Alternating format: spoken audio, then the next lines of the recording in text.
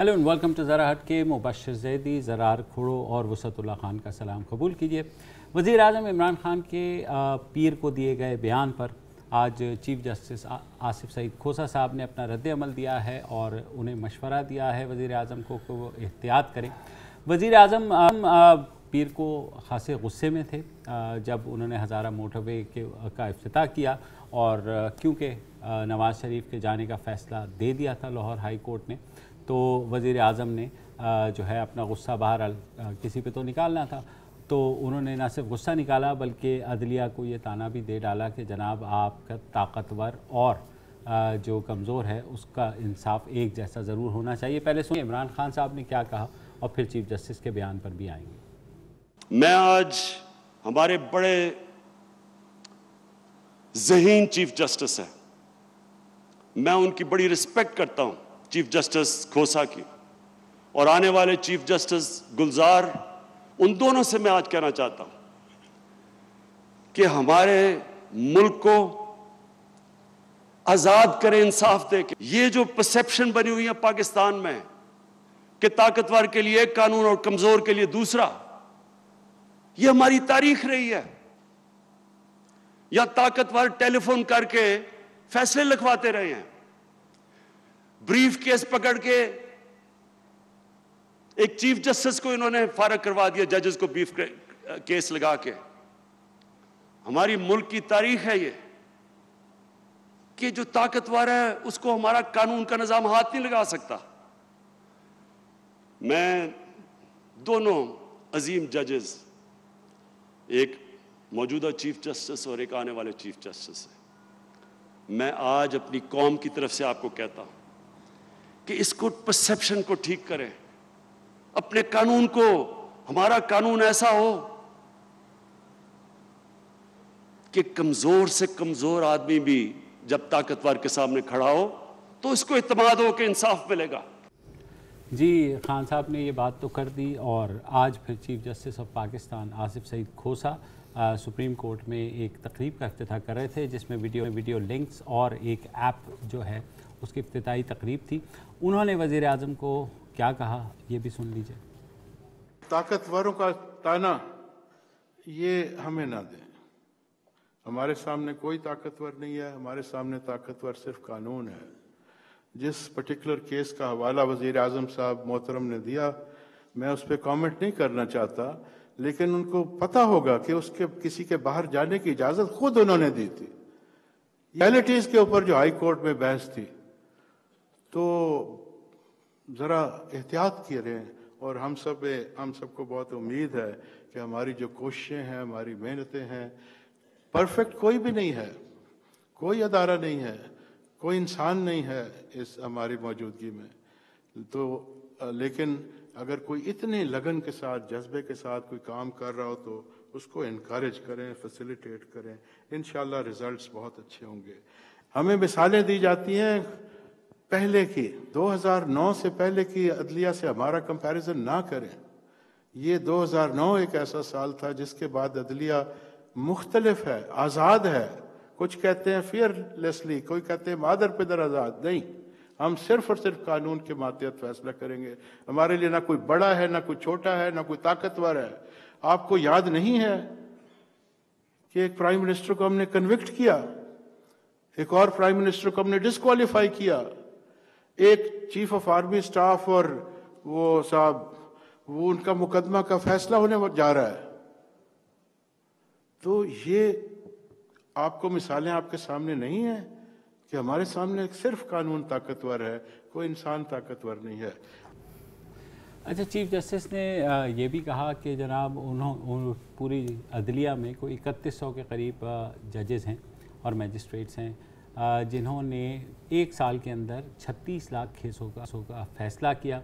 और उन्होंने कहा कि ये जो जिसकी बात खान साहब कर रहे हैं ये इक्का दुक्का ऐसे केस है, बाकी जो लोग हैं वो कमज़ोर नातवा हैं। मुस्तर साहब आप से शुरू करते हैं, मैं अपना जो है ऑब्जर्वेशन देता हूँ लेकिन पहले आपकी बात सुनूँगा। पहले खान साहब की आपने ज़ाहिर है वो 2 दिन पुरानी चीज़ सुनाई कि जी आज़ाद करे अदलिया, इस कौम को इंसाफ दे के, और जो اس کے لیے طاقتور کے لیے ایک نظام ہے، کمزور کے لیے دوسرا نظام ہے۔ مقبول فلم دیکھی ہے آپ نے؟ اچھا، اوتھلو جو ہے اس کی بیس پہ بنائی گئی ہے، مقبول اوتھلو کا پتہ نہیں۔ اس میں ایک جو مافیا ڈان ہے وہ پنکج کپور ہے، وہ اپنے کسی بندے کو سمجھانے کے لیے کہتا ہے، بہت ہی منہ پھٹ قسم کا ہے وہ جو اس کا اسسٹنٹ ہے، وہ کہتا ہے پان کھاتے ہو؟ کہتا ہے نہیں، پان کھایا کرو، منہ بند رہتا ہے۔ ٹھیک ہے، اب سارا جو کام ہے وہ اس سے شروع ہوگا، آپ پان نہیں کھائیں گے تو منہ تو کھلا رہے گا۔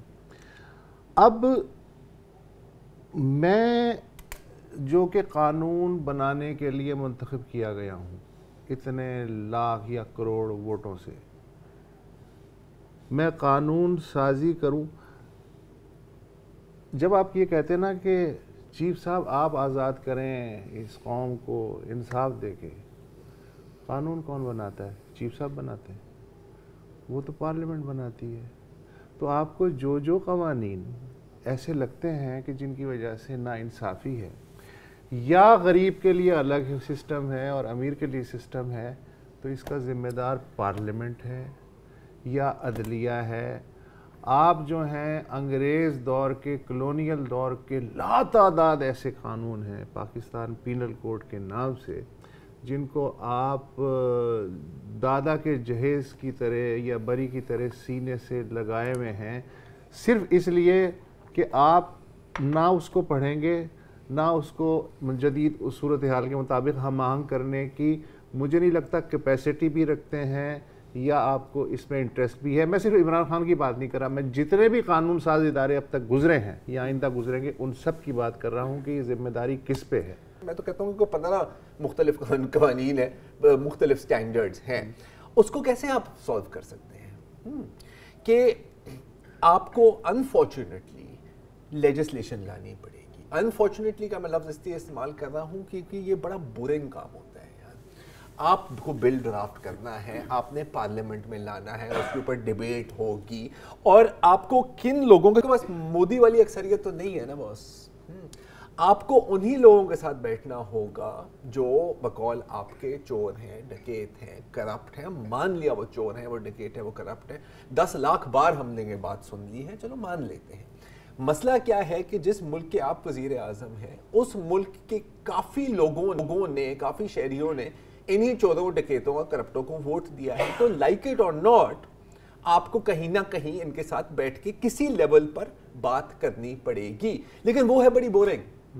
اس سے زیادہ آسان ہے کہ اسمبلی میں ایک دوسرے کو آپ گالیاں دیں، ٹھیک ہے، اور اس کا بھی کیا فائدہ بنتا ہے؟ آپ ان کی ہی فیلڈ پر آ کے پلے کرتے ہیں نا جی۔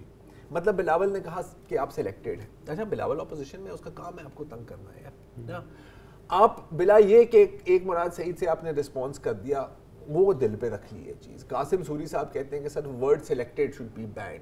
آئی مین ایک اپنا ہی مذاق بنانا ہوتا ہے نا یار۔ جہاں تک ریفارمز کی بات ہے یار، to protect the weak and curb the powerful, ہم کب سے یہ سن رہے ہیں؟ آپ کا پلیٹ فارم ہی یہی تھا، آپ کی الیکشن پلان کی یہی تھی کہ ہم ریفارمز لائیں گے، میں نے تو ابھی تک وہ ریفارمز نہیں دیکھے۔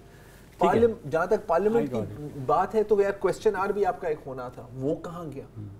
اچھا، مجھے یہ لگتا ہے کہ میں کیونکہ کورٹس کور بھی کیے ہوئے ہیں نا، اور 90 سے 2000 میں سپریم کورٹ تک تمام کیسز، مسئلہ یہ نہیں ہے۔ مسئلہ دیکھو، مسئلہ ہمارے یہاں یہ ہے کہ ہم ہر دوسرے کو جو شیشے کے گھر میں بیٹھ کے دوسرے کو پتھر ضرور مارتے۔ بصد احترام چیف جسٹس صاحب سے مجھے بتائیں راؤ انوار کا کیس کیا ہے؟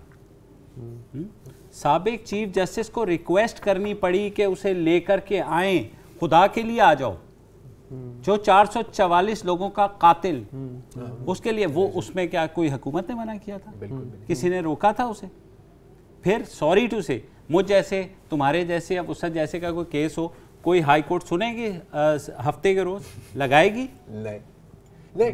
یا تم وکیل نہیں کرو گے وہ والا جو 5 کروڑ فیس لیتا ہے، تمہارا کوئی ساتھ ایسا لائر ہوگا ہمارے جیسا جو ہمارے کو 2 یار ہوگا فری میں کیس کرے گا، اس کی اپلیکیشن کے اوپر عدالت لگائے گی ہفتے کو کیس؟ نہیں لگائے گی نا۔ ایک بریک لے لیتے ہیں، میرے پاس اور بہت سی ایسی میں ہیں۔ مسئلہ یہ ہے کہ، اور میں آپ کو یہ بھی بتاؤں گا کہ جوڈیشری مکمل طور پر خود مختار ہے۔ ٹھیک ہے عمران خان صاحب نے بھی جذبات میں آ کے کچھ کہہ دیا ہے، مگر ہر ادارے کے اندر پرابلمز ہیں، اور آپ جو کہہ رہے ہیں کہ صرف پارلیمنٹ، یہ سسٹم کا مسئلہ ہے۔ ایک وقفہ لیتے ہیں، پھر میں آپ کو باقی مثالیں بھی دیتا ہوں۔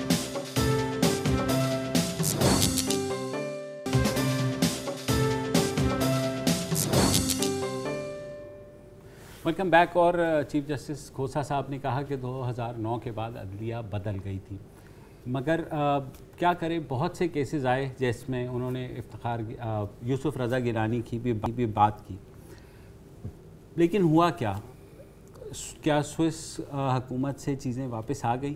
وہ کیس کو اتنا لٹکا دیا گیا، لٹکتا چلا گیا کہ ایونچولی وزیر اعظم فارغ ہو گیا، لیکن اس کا رزلٹ تو کچھ بھی نہیں ہوا۔ ایونچولی انفرکچوس ہو گئی، فارغ کر دیا آپ نے، راجہ پرویز اشرف صاحب آ گئے، پھر again Model Town inquiry judicial commission بنا، اس کی سربراہی ایک جج صاحب نے کی۔ میرے خیال میں ریسنٹ ٹائمز میں اس طرح کا کوئی ایسا واقعہ نہیں ہوا کہ سیاسی کارکنوں کو اس طرح مارا گیا۔ کیا اس کا رزلٹ ہوا؟ کسی کو کنوکٹ کیا گیا؟ نہیں کیا گیا۔ ٹھیک، تو بات یہ کہ ہر ادارے میں کمزوریاں ہیں، بالکل ہیں۔ جب چیف جسٹس افتخار محمد چودھری نہیں، میں صرف ان کے ڈیفینس پہ کیا، بہت اچھی بات ہے، لیکن ہمارے سامنے آپ کو یاد ہوگا وہ دو بھائی جن کی اپیل پینڈنگ تھی اور سپریم کورٹ کے سامنے جب آئی تو پتہ لگا کہ ان کو پھانسی ہو چکی ہے، ایک سال پہلے ہی پھانسی ہو چکی ہے۔ تو اس ملک میں یہ ہو رہا ہے، کون کہہ سکتا ہے کہ لوئر جوڈیشری میں کرپشن نہیں ہے؟ آپ جا کر کے بغیر پیسے کے سیشن یا لوئر کورٹ کے اندر اپنی کیس لگا کے دکھا سکو، تو یہ چیز وہ ہے، ہر ادارے میں کمزوریاں ہیں۔ آئی نو ڈیفینسو، جب ظاہر ایک الزام لگتا ہے تو دوسرا آٹومیٹکلی ڈیفینسو پہ چلا جاتا ہے، تو کسی بھی ادارے کے سربراہ کی کامیابی یہ ہوتی ہے کہ وہ ادارے کو کس حد تک ان غلطیوں سے پاک کرتا ہے۔ دیکھو سپریم کورٹ کے اندر کلونیل لاز کی آپ نے بات کی، گرمیوں کی چھٹیاں ہوتی ہیں عدالت عظمیٰ میں، اس کا بیک گراؤنڈ یہ ہے کہ جب انگریز ججز ہوا کرتے تھے تو وہ پانی کے جہاز میں بیٹھ کر برطانیہ جایا کرتے تھے، اس کا سفر تھا اور وہ واپس آتے تھے، اس لیے وہ چھٹیاں ہوتی ہیں۔ کتنی پینڈنسی ہے کورٹس میں؟ کورٹ میں ابھی بھی خاصی پینڈنسی ہے، مطلب ملینز آف کیسز۔ مطلب آپ اسکول ٹیچر کی طرح، اسکول اسٹوڈنٹس کی طرح گرمی کی چھٹیاں کر رہے ہیں۔ گرمیوں کی چھٹیاں ٹھیک ہے، ایک آدھ بینچ بیٹھنا شروع ہو گیا ہے، لیکن وہ بھی ایمرجنسی کیسز سنتا ہے۔ پھر سردیوں کی چھٹیاں بھی ہوتی ہیں، اور یہ تو 90s میں ہی طے ہو گیا تھا کہ جوڈیشری جو ہے ٹوٹلی انڈیپینڈنٹ ہوگی ججز کیس کے اندر، اور کوئی اس میں کسی کی مداخلت نہیں ہوگی۔ پھر افتخار چودھری صاحب کے دور میں اور ظاہر ہے وہ خود مختار ہو گئی، ہر چیزیں ماشاءاللہ۔ ججز کی تنخواہیں میرے خیال میں اس ملک میں سب سے زیادہ ہیں، جو کہ ہونی بھی چاہیے۔ آئی ٹوٹلی سپورٹ اٹ، کیونکہ جو انصاف کرے گا تو اس کو کم از کم دوسری چیزوں کے اوپر نظر نہیں، مگر انصاف ہوتا اگین جیسے کہتے ہیں نا، نظر بھی آنا چاہیے۔ بالکل، اب دیکھیں تو کامن مین کی پرسیپشن کی حد تک خان صاحب نے جو بات کی ہے وہ صحیح کی ہے کہ اس ملک میں سم ہاؤ جو ہے طاقتور اور کمزور کے لیے الگ الگ۔ میرا جو پوائنٹ ہے، میں دیکھیں آپ نے جتنی بھی باتیں کی ہیں میں قطعاً ان سے ڈس ایگری نہیں کر سکتا، کیونکہ یہ حقیقت ہے، رائٹ۔ میرا جو مسئلہ صرف یہ ہے، اور میں قسم سے یار میرا دل بھاری ہے ابھی، کیوں میں دل چاہ رہا کہ کوئی طنزیہ بات کروں یا کوئی جوک کروں، لیکن یار اب نا پلیز ریٹورک کو سائڈ پر رکھیں اور تھوڑا سا ریزلٹس پر۔ اچھا، جو کام یہ تو ہم بات کر رہے ہیں کہ انصاف کی کوالٹی اور انصاف کی فراہمی اور امتیازی سلوک انصاف میں، یار یہ باتیں بہت ضروری ہیں، لیکن جو بنیادی بات ہے وہ یہ ہے کہ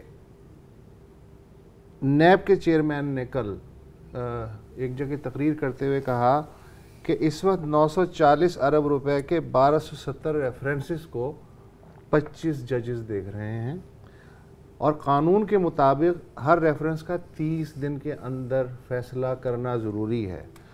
اب بتائیے کہ 30 دن میں 1270 ریفرنسز میں تو تاریخیں تک نہیں دی جا سکتی، چہ جائے کہ 30 دن کے اندر فیصلہ ہو۔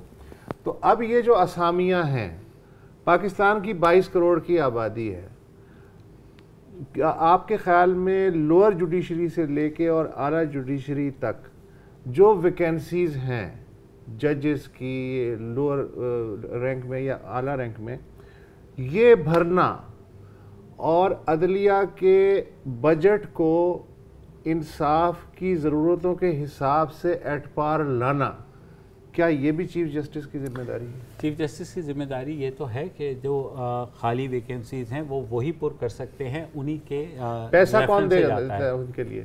وہ تو حکومت خالی جگہ پڑی ہوئی ہیں تو ظاہر ہے بجٹ میں ایلوکیشن ہے نا، وہ تو ایلوکیشن ہوگی تو بھرے گی نا۔ وہ تو پارلیمنٹ کا کام اس حد تک ہے کہ ججز کی تعداد بڑھائے، اور ایک موقع پہ شاید انہوں نے کہا بھی تھا چیف جسٹس صاحب کہ 10,000 بھی جج ہو جائے تو کم ہے، کیونکہ اس قدر ہمارے تو حکومت تو بعد میں رونا روئے نا کہ جی انصاف مل رہا ہے یا کس کوالٹی کا مل رہا ہے، جب وہ پورا بجٹ دے اور جب ساری ویکینسیز ہوں اور 10,000 ججز ہوں گے تو ڈیفینیٹلی مجھ تک بھی وہ پہنچے گا فائدہ۔ بڑا مسئلہ ہے پارلیمنٹ ہر اپنا مدعا لے کے کورٹ میں چلی جاتی ہے، وہ سیاسی کیس جو ہے وہ چلتا ہے۔ ابھی کے لیے اسی پہ فوکس رکھتے ہیں، بالکل آپ کی بات صحیح ہے، لیکن ابھی اسی پہ فوکس رکھتے ہیں۔ اگین یار پارلیمنٹ پہ آپ اس وقت کام کر سکیں گے جب 24 گھنٹے آپ ایک دوسرے کو گالیاں نہیں دے رہے نا یار۔ نہیں یار دیکھو مجھے پتہ ہے مزہ نہیں آئے گا، لیکن اگین دیکھو جب اوپر سے یہ سگنل آتا ہے نا، یہ ایک obviously یار ہر پارٹی یہاں پر ہماری پرسنالٹی ڈریون پارٹی ہوتی ہے، ٹھیک ہے، لیکن کیونکہ پی ٹی آئی ایک ینگ پارٹی ہے تو اس کا تو پورا ادار و مدار عمران خان صاحب پہ ہے نا، تو آپ کے جتنے بھی ایم پی ایز ہیں، ایم این ایز ہیں اور منسٹرز ہیں، وہ اپنی لائلٹی شو کرنے کیسے شو کرتے ہیں؟ رزلٹ سے نہیں، ریٹورک سے۔ یہ ابھی میرا خیال ایک ٹکٹ چل رہا تھا کہ ہدایت دی گئی ہے کہ بھائی کوئی وزراء چیف جسٹس کھوسا کے تبصرہ نہیں کرے گا نا، آپ کو دینی پڑی، کیونکہ نہیں تو آپ کو پتا ہے کہ 10 اور لوگوں نے بات کرنی تھی اور 50 اور مسئلے پیدا کرنے تھے۔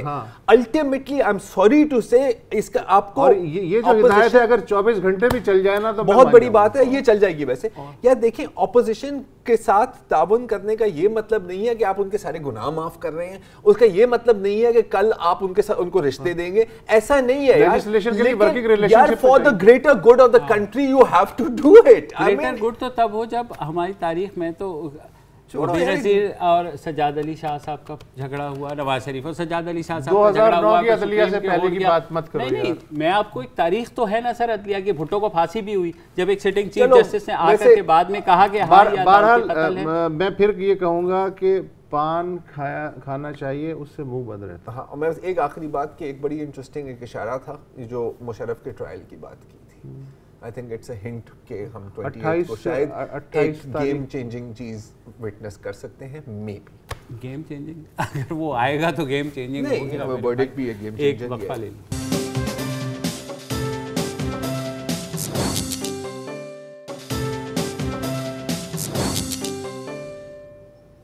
Welcome back. اور ایسا نہیں ہے کہ ملک میں سب کچھ برائی ہو رہا ہے، کچھ اچھا نہیں ہو رہا۔ آج ہمارے ساتھ ایک صاحب موجود ہیں جو کچھ اچھا کرنے کی نہ صرف کوشش کر رہے ہیں بلکہ ماضی میں انہوں نے کچھ اچھا کر کے دکھایا بھی ہے۔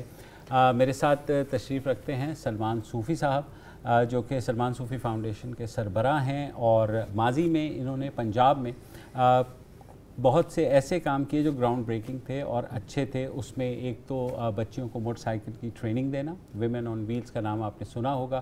دوسرا وائلنس اگینسٹ ویمن سینٹرز بنے پنجاب میں، یہ اس وقت کی پنجاب حکومت کے اسپیشل ریفارمز یونٹ کے سربراہ بھی رہے۔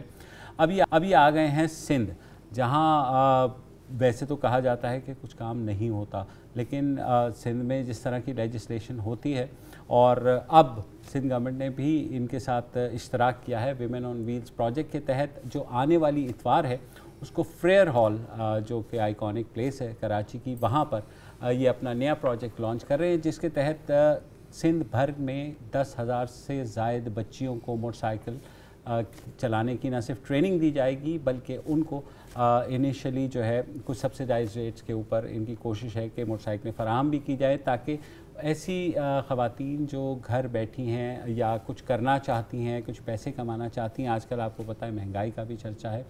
تو سلمان صوفی صاحب سے ہی شروع کرتے ہیں۔ سلمان بتائیے اس پروجیکٹ کے بارے میں کیا ہو رہا ہے؟ بیسکلی جس طرح آپ لوگوں کو پتہ ہے کہ وومن آن ویلز ہم نے پنجاب سے سٹارٹ کیا تھا، اور اس میں ہمیں بہت اچھا رسپانس آیا، کیونکہ یہ ایک آئیڈینٹیفیبل چیز ہے کہ 49% آپ کی پاپولیشن ہے جو عورتوں پہ، لیکن کبھی ان چیزوں پہ توجہ نہیں دی گئی کہ ان کو اگر موبائل جب تک نہیں کریں گے، ان کو انڈیپینڈنٹ نہیں کریں گے، تو آپ کیسے یہ چیز کہہ سکتے ہیں کہ پاکستان ڈیولپ کرے؟ آپ کا آدھا گھر ہی اندر بیٹھا ہوا ہے، تو اٹس ناٹ پاسبل۔ تو فارچونیٹلی لاسٹ گورنمنٹ جو تھی پنجاب اس نے اس کو ریئلائز کیا اور وی اسٹارٹیڈ. یہ ویری بیسک پروجیکٹ تھا کہ بھئی ہم ان کو موٹر سائیکل پہ ٹریننگ دیں کیونکہ ہر بچی جو ہے یا عورت گاڑی افورڈ نہیں کر سکتی, اور پبلک ٹرانسپورٹیشن اب بے شک بہت سروسز بھی آ گئی ہیں, لیکن اگر آپ جاب کرتی ہیں تو آپ کی آدھے سے زیادہ سیلری جو ہے وہ چلی جاتی ہے. بالکل.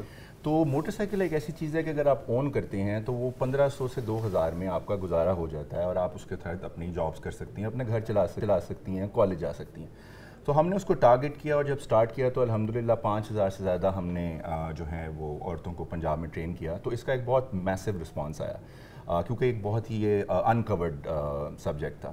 تو اس کے بعد جب انفارچونیٹلی جو ایگزسٹنگ پنجاب گورنمنٹ ہے جب اس نے نہیں ٹیک اوور کیا, تو پھر میں نے یہ ڈیسائیڈ کیا کہ میں اپنی ایک فاؤنڈیشن اسٹیبلش کروں گا کہ پاور ہو یا نہ ہو, اب میں گورنمنٹ میں نہیں ہوں لیکن جو اچھے کام ہیں ان کو کنٹینیو کرنا چاہیے, کیونکہ جس طرح آپ لوگ اس کو سپورٹ کرتے رہے اس طرح بہت ہمارے یہاں پہ حضرات ہیں جنہوں نے ہمیں کہا کہ آپ اگر اس طرح کے پروجیکٹ چلائیں گے تو ہم آپ کے ساتھ ہیں.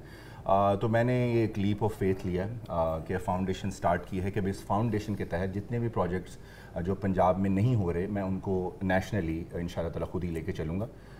تو وومن آن ویل سے ہم سندھ میں سٹارٹ کر رہے ہیں, اور آئی ایم ویری گلیڈ کہ سندھ گورنمنٹ نے فلی سپورٹ کیا. اچھا, سندھ میں آپ کے پارٹنرز کون ہیں؟ کیونکہ ظاہر ہے دیکھیں کوئی مطلب پیسہ تو لگتا ہے رائٹ, بہت چیزوں میں لگتا ہے, ایک لوجسٹیکل سپورٹ بھی چاہیے ہوتی ہے. پہلے تو پنجاب حکومت آپ کے ساتھ تھی تو شاید قدرن آپ کا کام آسان ہو گیا تھا. اب یہاں پر شہباز اسپیڈ, اور بالکل وائی ناٹ, آئی مین جو اچھی بات ہے وہ اچھی بات ہے. یہاں پر آپ کے کون پارٹنر ہیں, مطلب سندھ حکومت کا کیا رول ہے, پرائیویٹ سیکٹر کا کیا رول ہے؟ جی یہ بہت ہی ایک خوش آئند بات ہے کہ جیسے ہی میں نے اس کو اناؤنس کیا ٹویٹر پہ تو سندھ گورنمنٹ نے مجھے خود کانٹیکٹ کیا, اور چیف منسٹر صاحب سے پھر ملاقات ہوئی اور انہوں نے اس کو فلی انڈورس کیا. جو لا منسٹر ہیں مرتضیٰ وہاب, انہوں نے اس کو فلی انڈورس کیا, اور پھر انہوں نے ہماری جو کراچی کے کمشنر آفس نے ہمیں اس میں پوری اپنی جو ہے وہ سپورٹ دی ہے کہ جگہ لینے میں کراچی یونیورسٹی میں. تو سندھ گورنمنٹ اس وقت فلی آن بورڈ ہے, اور اس کے علاوہ یو این ویمن اور یو این ڈی پی ہمارے ایک بہت بڑے پارٹنرز ہیں کہ جنہوں نے ہمارے ساتھ یہ ایم او یو کیا کہ وہ ہم جب بھی اس کو سندھ میں یا کے پی میں اب اس کو نیکسٹ جس طرح ہم لے کے جا رہے ہیں تو they will be on board too. لیکن اس میں جو میجورٹی فنڈنگ وہ بھی پرسنلی میں خود کر رہا ہوں, اور جس طرح یہ پارٹنر آتے جا رہے ہیں تو ہم اس کو لے کے بڑھا. تو جب آپ نے یہ لانچ کیا تو رسپانس کیسا تھا سندھ؟ میں نے ایک ٹویٹ کی تھی بیسکلی کیونکہ میں فرسٹریٹڈ تھا اس وقت. دراصل یہ کام سٹارٹ اس طرح ہوا کہ میں بیٹھا ہوا تھا اور مجھے کالز آئیں ان لڑکیوں کی جن کو ہم نے ٹرین کیا تھا پنجاب میں کہ بھئی ہمیں اب وہ رسپانس نہیں مل رہا, ہم نے اپنے جن کو بھجوانا ہے ٹریننگ کے لیے نئی لڑکیوں کو تو ہمیں وہ نہیں اٹینشن مل رہی. تو میں فرسٹریشن میں نے کہا کہ I am gonna just do it on my own, I am not gonna wait for the government. تو میں نے ٹویٹ کی الحمدللہ, تو وہ جیسے ہی ٹویٹ کی تو اس پہ پھر اتنا اچھا رسپانس آیا کہ ود ان لائک 4-5 آورس مجھے ای میلز آنا شروع ہو گئیں, اور پھر سندھ گورنمنٹ کا بھی کانٹیکٹ آ گیا. تو مجھے آئیڈیا ہوا کہ اس ملک میں ابھی یہ پوٹینشیل موجود ہے کہ اگر آپ ایک انڈیویجول بھی ایک اسٹیپ لے کے چلے, اور کیونکہ مسئلہ یہ ہے زرار صاحب کہ لوگوں کو پلیٹ فارم نہیں ملتا. لوگ گورنمنٹ کی طرف دیکھتے ہیں, گورنمنٹ اپنے پولیٹیکل فائٹنگ میں لگی رہتی ہے, لیکن جو کام اچھے کرنے والوں کے لیے پلیٹ فارم نہیں اویلیبل ہوتا کہ وہ کس کے پاس جا کے سپورٹ کرے. اچھا, پلیٹ فارم کی آپ نے بات کی, تو وہ جو خواتین جو اس کا حصہ بننا چاہتی ہیں یا who want to avail this, وہ کیسے آپ سے کانٹیکٹ کریں؟ ایک وقفہ لیتے ہیں تو پھر اس کے بعد آپ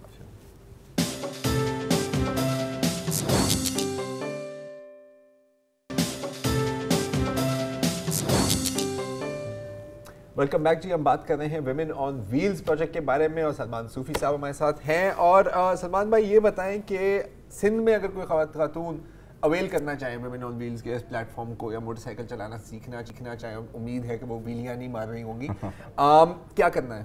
بہت سمپل ہے, womenonwheelstraining@gmail.com. اس پہ آپ اپنا نام اور اپنا جو ہے فون نمبر ہمیں بھیجیں, ہمارا اسی وقت آپ کو رسپانس آئے گا, ہم آپ کو ایک رجسٹریشن فارم بھیجیں گے, اینڈ دیٹس اٹ. اگر آپ 18 سال کی ہیں اور آپ لائسنس لے سکتی ہیں تو you can apply for the programme, اور پھر آپ کو سیشنز کا بتا دیں گے کہ آپ کے سیشن کس دن اسٹارٹ ہو. یہ ہے womenonwheelstraining@gmail.com. ٹھیک ہے. اچھا, تو لاہور میں جو ہوا آپ بتا رہے تھے کہ کے ایف سی کی بھی کہ ایک آل فیمیل ڈیلیوری سروس لڑکیاں چلا رہی ہیں, اور دوسری چیزیں ہو رہی ہیں. تو یہاں پر بھی بہت سے ایسے کمرشل ادارے ہیں جنہوں نے آپ کے ساتھ پارٹنرشپ میں وہ کیا ہے, مثلا جیسے بائی کیا ہے, اوبر, کریم, اس طرح کے ادارے جن کا یہ کہنا ہے کہ خواتین کی ایک بہت بڑی تعداد ہے جو گھروں میں بیٹھی ہے, ان کی موبلٹی ایز ویل ایز ان کی ضرورتیں پوری کرنے کے لیے خواتین کا ہونا मोटरसाइकिल चलाना बहुत ज़रूरी है। बिल्कुल। इस प्रोग्राम ने बेसिकली मैं इसको प्रोग्राम कहता ही नहीं हूँ, मैं इसको कहता हूँ एक मूवमेंट, क्योंकि ये एक मूवमेंट थी कि जिसने एक कैटलिस्ट के तौर पे काम किया है कि जो चीज़ें कभी सोच भी नहीं सकते थे आप पाकिस्तान में, वो अब आपको नज़र आती हैं कि औरतों की डिलीवरी सर्विस स्टार्ट हो रही है।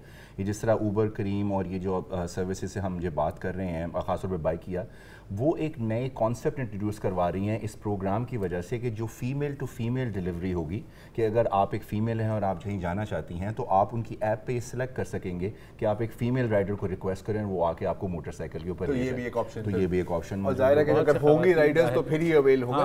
अच्छा सलमान, एक बात बताएं, अब जाहिर है कि एक सोशल रिएक्शन भी आता है, हाँ, वो किस हद तक अभी भी एक बैरियर है? मुझे पता है कि इनिशियली तो था, लेकिन फिर एक बंदा आदी हो जाता है एक चीज़ को देख देख के।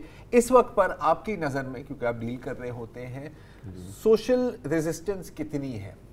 सोशल रेजिस्टेंस हमें सिर्फ दो जगहों पे अभी नज़र आती है कि जब एक बच्ची ट्रेनिंग के लिए आती है तो वो first flight is always the hardest, तो उसके लिए वो एक बहुत बड़ा एक स्टेप होता है कि मैंने कैसे निकलना है बाहर से और क्या मुझे हरासमेंट का सामना करेगा, मेरे घर वाले क्या कहेंगे।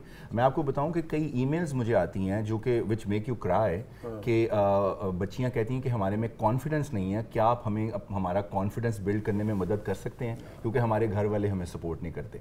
तो मैं यही रिक्वेस्ट करूँगा बल्कि आपके प्रोग्राम में भी कि जो भी लोग इसको देख रहे हैं कि अपनी बच्चियों पे कॉन्फिडेंस रखें, उनको ट्रस्ट दें, क्योंकि वो आपको ऐसे ऐसे इंशाल्लाह ताला काम करके दिखाएंगी कि आप उन पे फ़ख्र करेंगे। और आप जब तक उनको मोबाइल नहीं करेंगे तो आप कैसे एक्सपेक्ट कर सकते हैं कि वो किसी किस्म का भी कंट्रीब्यूशन सोसाइटी में या आपके घर में कर सकें। तो ये एक बड़ी बेसिक चीज़ है। तो इसमें सोशल बैरियर्स अभी सिर्फ ये इस तरह का स्टिग्मा ही आ रहा है। फॉर्चुनेटली अभी कोई इतना बड़ा कोई इंसिडेंट, कोई हरासमेंट का ये ऐसा सामने नहीं आया, लेकिन हम अपनी ट्रेनिंग में एंटी हरासमेंट ट्रेनिंग भी देते हैं। अच्छा। तो वो भी ऑप्शन हमारे पास होती है कि हम सेफ्टी के अलावा एंटी हरासमेंट भी बताते हैं कि अगर खुदा ना खासा हरासमेंट हो तो आपने कैसे टैकल करना है, किन जगहों पे कांटेक्ट करना है। और अब हम एक ऐप पे भी काम कर रहे हैं जो हमने पंजाब में लॉन्च की थी, कि उस ऐप के थ्रू आप जगहों को मार्क कर सकेंगी कि अगर खुदा ना खासा आप किसी जगह पे हैं और वहाँ पे आपको आवाज़ें लगती हैं, टीजिंग होती है, तो आप उस प्लेस को मार्क कर सकती हैं कि ये जगह जो है वो औरतों के लिए अनसेफ है, जो फिर पुलिस के साथ डेटा शेयर किया जाएगा ताकि वहाँ पे फिर पेट्रोलिंग जो है वो बढ़ाई जा सके। आप खुद बाइक चला सकते हैं? जी बिल्कुल। तुम चला सकते हैं? हाँ यार, मैंने चलाई भाई। नहीं, मैं साइकिल चला सकता हूँ लेकिन बाइक नहीं चला सकता। गाड़ी चला सकते हैं? गाड़ी चला सकता हूँ। अच्छा, पंजाब में तो इनको एक दफ़ा मौलाना फजल रहमान टकर गए थे, उन्होंने कहा ये आप क्या कर रहे हैं, और वो उस वक्त इत्तेहादी थे। मौलाना बाइक चला सकते हैं?